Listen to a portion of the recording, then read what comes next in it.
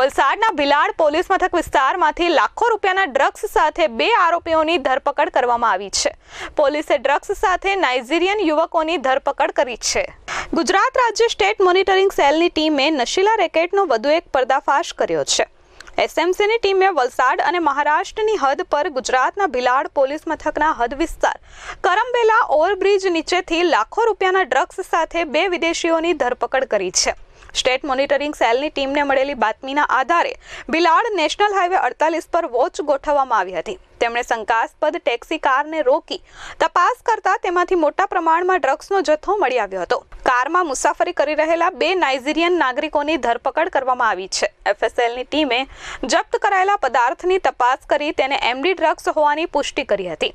પકડાયેલ આરોપી કેલી ચીકુ ફેન્સિસ અને હકીમ ડેવિડ નાઇજીરિયનની સ્ટેટ મોનિટરિંગ સેલની ટીમે પૂછપરછ કરી છે.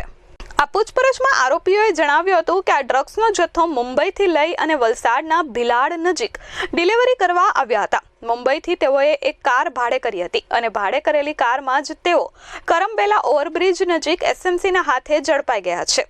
મહત્વપૂર્ણ છે કે આ અગાઉ નશીલા પદાર્થોના રેકેટમાં વિદેશીઓ ઝડપાઈ ચૂક્યા છે. ત્યારે ફરી એક વખત 2 નાઇજીરિયન ડ્રગ્સના રેકેટમાં ઝડપાતા એસએમસી સાથે ભિલાડ પોલીસ અને રાજ્યની અન્ય એજન્સીઓએ પણ આ મામલે તપાસ શરૂ કરી છે. ડ્રગ્સ મંગાવનારને વોન્ટેડ જાહેર કરી આ રેકેટના મૂળ સુધી પહોંચવા ઊંડાણપૂર્વક તપાસ હાથ ધરી છે. અમિત સિંહ રાજપૂત સાથે પ્રશાંત પંચાલ, S24 ન્યૂઝ, વલસાડ.